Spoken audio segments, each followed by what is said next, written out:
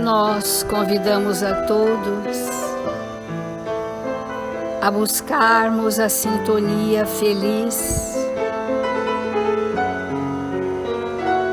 a nos envolver nas vibrações felizes que nos chegam nesta hora, neste cortejo de espíritos amigos que vêm nos envolver nas vibrações da esperança, de um porvir de luzes, incutindo em nosso pensamento o bom ânimo e a confiança de que seremos capazes de vencer a nós mesmos.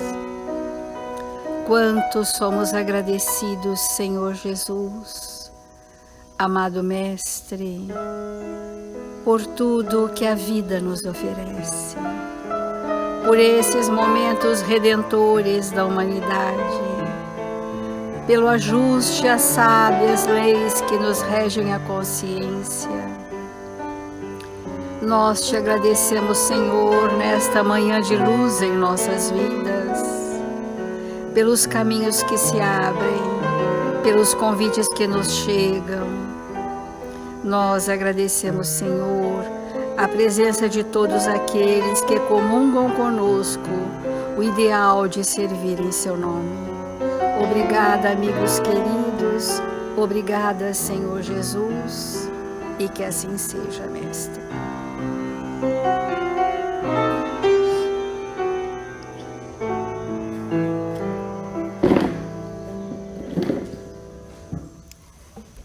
Nós vamos continuar hoje no capítulo 6 do Evangelho segundo o Espiritismo, o Cristo Consolador, para falarmos ainda do jugo leve. Vinde a mim, todos vós que estáis aflitos e sobrecarregados, que eu vos aliviarei. Tomai sobre vós o meu jugo e aprendei comigo, que sou brando e humilde de coração, e achareis repouso para vossas almas, pois é suave o meu jugo e leve o meu fardo. Mateus capítulo 11, versículo 28 a 30. É importante nós demorarmos o nosso pensamento que este convite de Jesus sempre esteve presente na humanidade, em nossas vidas, em nossos caminhos. Este convite de vir para aliviar o cansaço dos erros que arrastamos ao longo dos séculos. Somos espíritos cansados de errar, somos espíritos atormentados pelas nossas próprias ilusões de imediatismo, as ilusões do materialismo, as ilusões de que merecemos algo que não fizemos por construir. Esse peso forma uma ganga, um jugo, que muitas vezes arca o espírito e, não sabendo como se libertar desse domínio, desse peso das suas próprias imperfeições morais, ele resvala para as ilusões, pela fascinação, pelos encantamentos aparentes, por entorpecer os órgãos dos sentidos, como se fosse uma forma de alívio das suas culpas, dos seus desatinos. E temos visto na história da humanidade que chegou um momento da nossa civilização, da nossa humanidade, em que as ilusões estão tão superlativas que elas tiraram a grande maioria de nós da verdade, tiraram da realidade, porque é ilusão, e tudo que é ilusão não é a realidade, e distante da verdade, que são as leis divinas. Podemos dizer que é um estado de alienação do pensamento. Esse estado de alienação do pensamento vai gerando, em momentos como este que passamos, que é um convite feliz de renovação íntima, nós estaremos frágeis. Não sabemos onde buscar os recursos internos, porque pairamos um tempo muito intenso nessas ilusões, que é quase um universo paralelo de imagens mentais que eu criei para mim. E quando eu estou comigo mesma, eu entro nesse estado paralelo de imagens mentais que eu crio para mim e me apavoro, e me assusto, e sinto um vazio existencial, insegurança quanto à vida do espírito. Então, o apóstolo Paulo, numa das suas epístolas, ele disse que tudo quanto foi escrito nas Escrituras, ou tudo que o Evangelho manifesta, é para trazer para nós consolação e esperança. A consolação que a doutrina espírita nos promove não é contemporizar com o que somos para dizer que um dia melhoraremos, porque isso não atende mais à nossa necessidade. Mas a doutrina espírita elucida, traz ao campo perceptivo da consciência, de uma forma claríssima, o que são as leis divinas, que nos regem e que estão em nossas consciências. E para nós, isso é o que abre a progressividade da esperança, de que, sendo dóceis a este plano de amor que trazemos para nós, que é o plano reencarnatório, aceitando profundamente que isto é a justiça divina se manifestando em minha vida para eu ser um espírito feliz. Mas será que nós estamos confiantes nisto? Será que isto já é uma experiência para nós? Vinde a mim, todos vós que estáis fatigados. Esse cansaço não é o cansaço do corpo, é o cansaço do espírito que arcou, que curvou sob o fardo denso das suas imperfeições. Estamos naquele momento em que precisamos pedir socorro. Nós já passamos por momentos na nossa história como espírito de estarmos muito depauperados moralmente, transtornados, e então com humildade pedimos socorro, amparo, e o socorro nos veio, como vem para todos nós. Mas esse socorro, vinde a mim todos vós que estáis fatigados, que eu vos aliviarei, não é da forma imatura como nós pensamos. Olha, está pesado, você pode me aliviar? Você pode tirar de mim aquilo que eu ao longo dos séculos tenho construído em mim, sem que eu faça nenhum esforço? Nós pensamos de uma forma imatura de que alguém vai realmente resolver as nossas questões. Mas Jesus coloca que, entretanto, para que esse alívio se faça, faz depender de uma condição a sua assistência à felicidade, que promete a todos os aflitos da terra. Essa condição está na lei, por ele ensinada. Se perguntássemos para Jesus agora que alívio ele poderia nos dar, ele nos diria a observância da lei. Ele nos diria a experiência da lei divina, ou seja, dos valores do Evangelho de Jesus. Faça essa experiência e terá resolvido os quadros traumáticos de memória que nós trouxemos para serem ajustados com a lei. Essa renovação do nosso passado requer de nós um empenho árduo. E esse é o estado de maturidade do nosso pensamento. É um empenho íntimo árduo. Seu jugo é a observância dessa lei, a experiência dessa lei. Então eu troco a ganga pesada, o jugo que me curvou ao peso dos meus tormentos, pela lei do amor em mim, em meus ombros, em minha consciência, em meu coração. Esse vinde a mim significa isso. Quer trocar o peso amargo dos seus tormentos por viver a lei do amor, que é leve, e que o dever é a caridade? E a gente ainda diz, vou pensar. Vou procurar uma situação em que alguém me liberte. Quem sabe um passe? Quem sabe um trabalho mediúnico? Quem sabe alguém possa fazer por mim aquilo que eu ainda não faço por mim mesmo?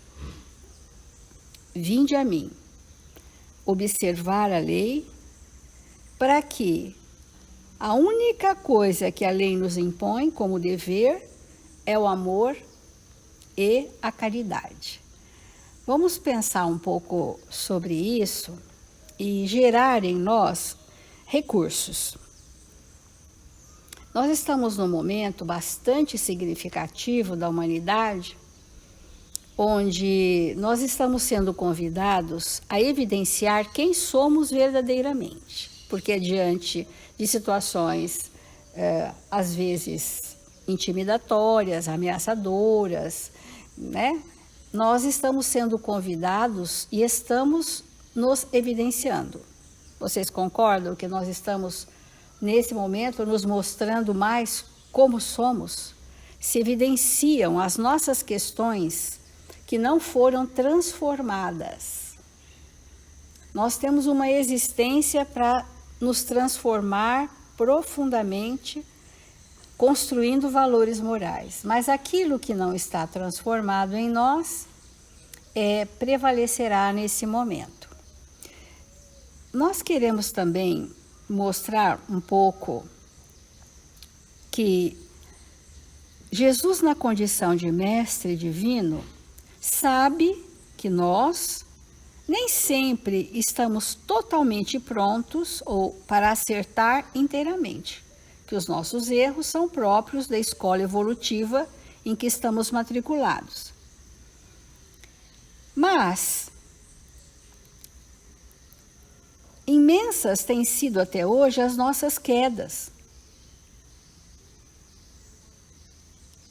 Porque as nossas quedas estão relacionadas aos arrastamentos das minhas más paixões, que eu não criei hábitos espirituais que pudesse trazer uma renovação íntima.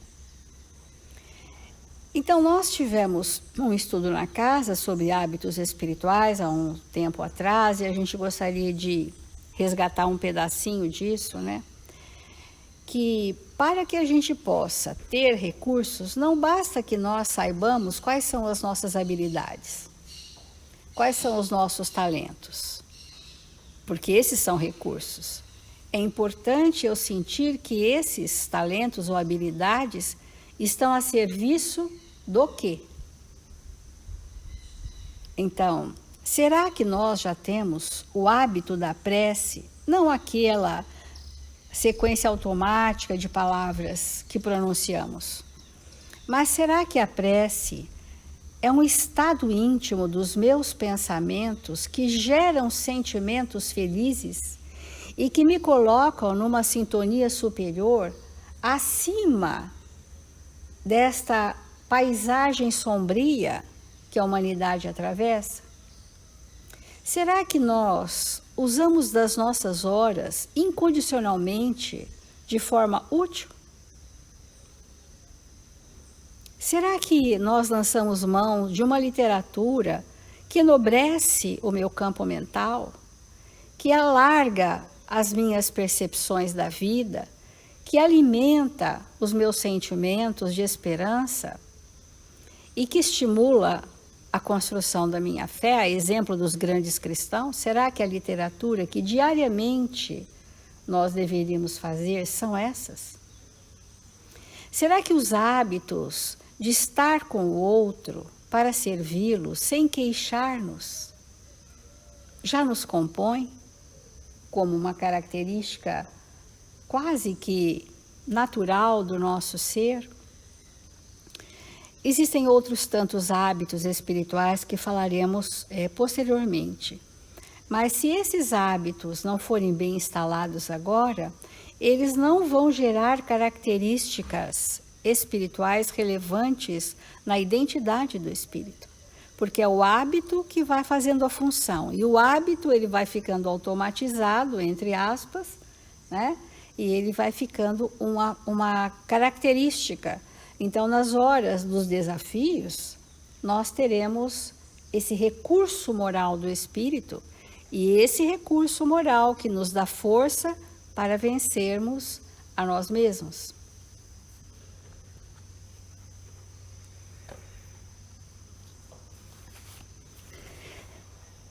Nós ontem falamos da importância de determos o nosso pensamento naquelas questões que têm, de alguma sorte, impedido que nós avancemos na velocidade que nós já poderíamos avançar.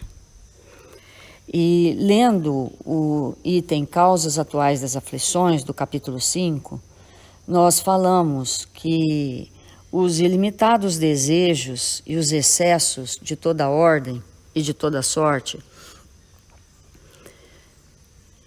são elementos que emperram o nosso progresso como espírito. Nós fazemos uma distinção entre a vida do homem e a vida do espírito. Chega um momento que nós sentimos uma necessidade de estar no mundo sem ser do mundo. E esse momento é o momento em que nós ficamos desejosos que o espírito prevaleça sobre o homem. Então, vamos nos fazer uma pergunta. Para nós mantermos o homem vivo, atuante, nós o alimentamos de quê? Do que o homem precisa para ficar pungente, atuante, estabelecendo as suas características máximas? Ele precisa de muito investimento para esse homem estar vivo. E nós, nesse momento da humanidade, nós somos esses espíritos que sabemos muito bem investir naquilo tudo que é efêmero. É nisso que nós temos gasto a maior parte da nossa energia, do nosso tempo, da nossa inteligência, de tudo aquilo que é nobre em nós. Na alimentação desse homem, que para que ele exista, ele tem que ser alimentado na sua vaidade, no seu orgulho, no seu egoísmo. Ele precisa de poder, ele precisa disso tudo que está compondo a civilização atual. E do que se alimenta o espírito? O que é o alimento espiritual? Nós sabemos que o que alimenta o espírito são os valores. O homem se alimenta de imagens contrárias ao bem e à verdade. E o espírito também se alimenta de imagens coerentes com o bem e com a verdade.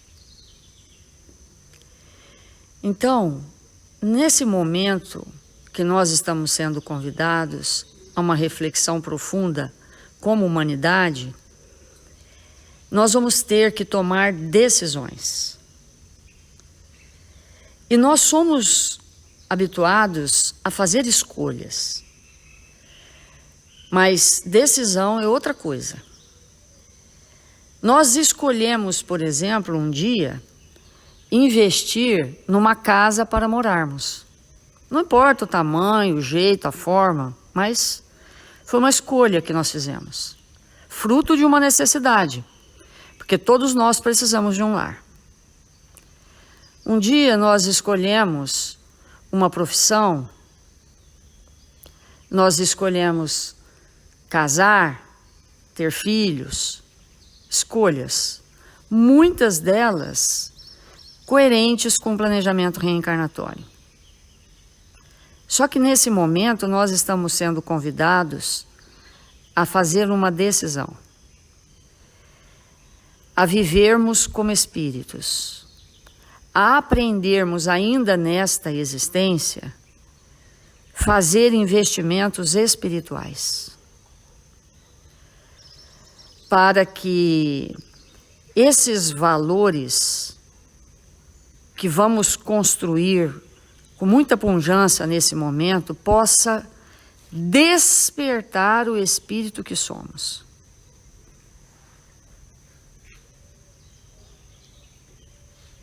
Nesse instante em que fazemos essa reflexão, é importante que nós possamos compreender que há determinados valores, embora poucos valores, mas há determinados valores que nós podemos desenvolver no influxo de reflexões profundas, de momentos de introspecção, de momentos de recolhimento, até mesmo de isolamento. O espírito pode fazer construções valiosas no seu ser espiritual. Mas também sabemos que a grande maioria dos valores espirituais, eles são construídos na convivência uns com os outros.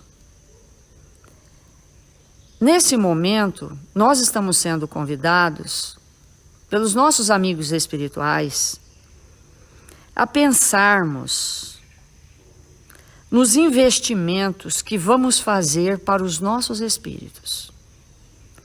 Investimentos esses que vão nos enriquecer profundamente. Então nós vamos fazer um convite para que cada um de nós pense nesse momento em alguém que está encarnado e que nós viemos nesta reencarnação para resgatar.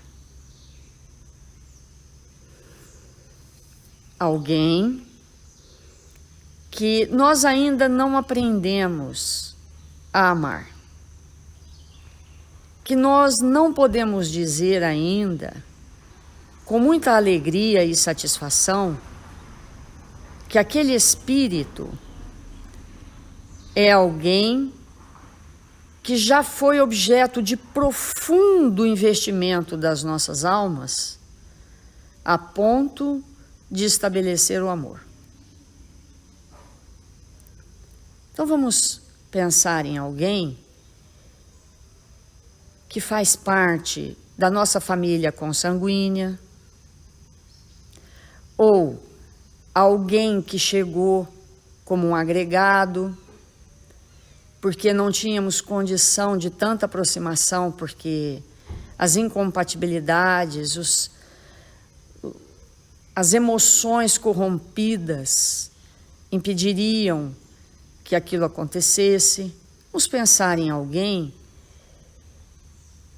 que compõe o cenário da nossa reencarnação, mas que está à margem, que nós ainda não investimos, que a nossa consciência sabe que não houve de verdade um investimento espiritual da nossa parte. Vamos pensar. Cada um de nós vai tentar trazer, nesta hora, para o nosso campo mental, alguém. Pode ser uma mãe, um pai, um irmão, a esposa, um filho, alguém. Que nós temos certeza que Deus pôs em nosso caminho.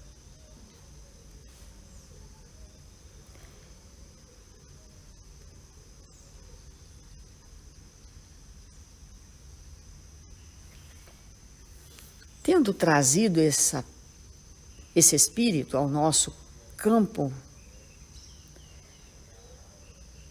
vamos pensar se nesse momento nós trazemos em nossa intimidade algum recurso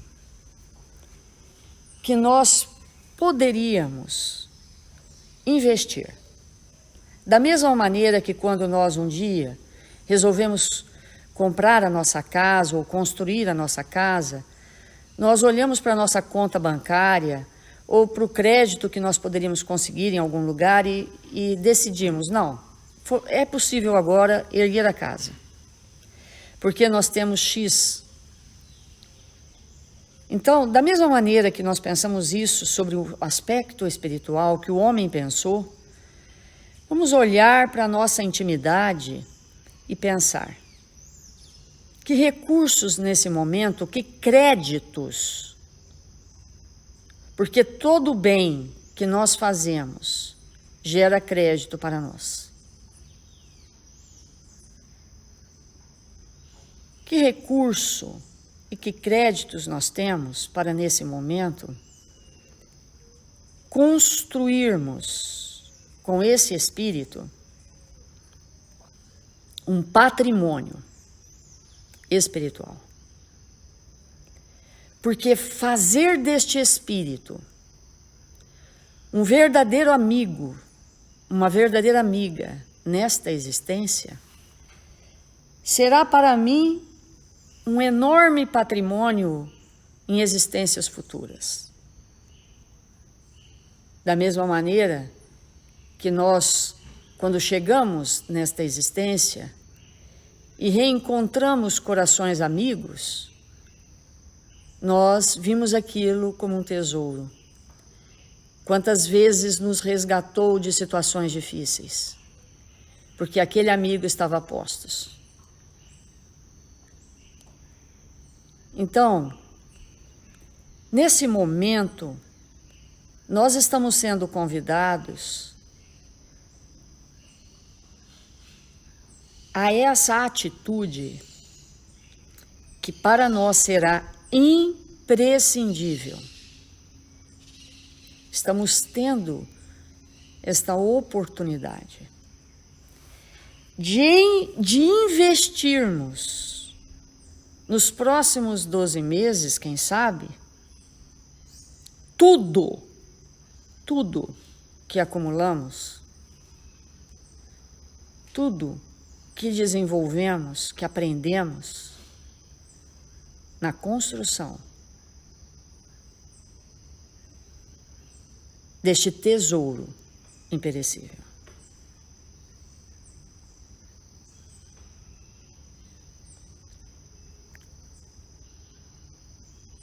Porque este tempo em humanidade,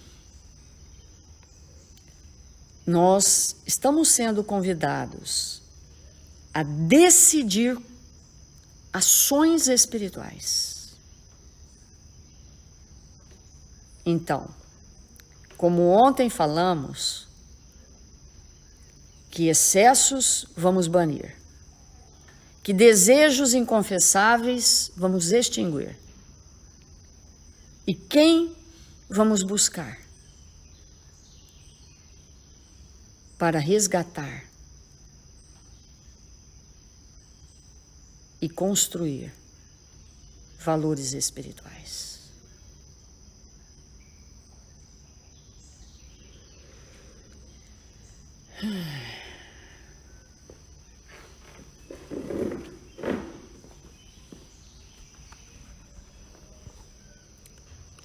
Diante dessas reflexões profundas, que são convites às nossas tarefas espirituais desse dia, nós vamos encerrar o nosso Evangelho desta manhã,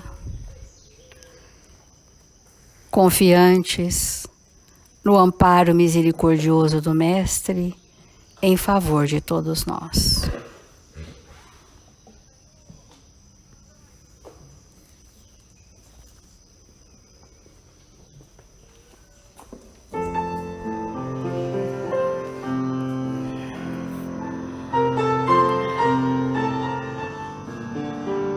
Jesus,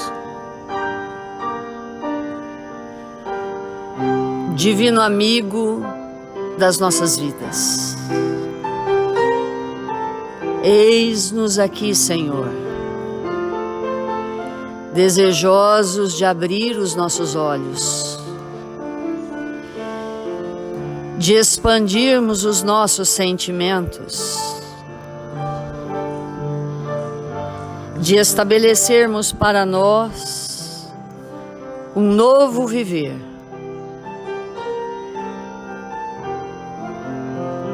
Para que possamos fazer desta existência o tempo de redenção dos nossos espíritos, Senhor.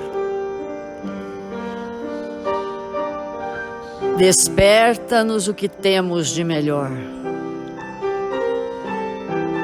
Que a nossa origem divina, Senhor, possa ser por nós relembradas todos os dias da nossa vida.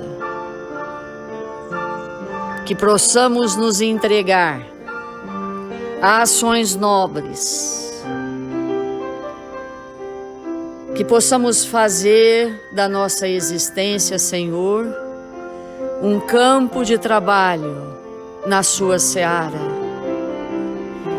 Que possamos semear o melhor, que possamos colher a fraternidade, que possamos ter a coragem de limpar em nossa intimidade a iniquidade, que os nossos equívocos, Senhor, não sejam impedimentos para que nesta hora tão grave da humanidade, nós possamos despertar em espírito. Abençoa, Senhor, todos os nossos irmãos em humanidade. Desperta os corações mais endurecidos. Permita, Jesus, que aqueles irmãos que se encontram quase partindo recebam novas oportunidades. Principalmente aqueles, Senhor, que o povo elegeu para cuidar das massas. Que suas consciências despertem. E que possam, ao despertar, colocar as suas inteligências em favor do bem comum. Ampara, Jesus, todos os que sofrem, todos aqueles que se encontram perdidos no caminho. e que cada um de nós possamos nesse momento ser instrumentos do seu amor, falando do perdão,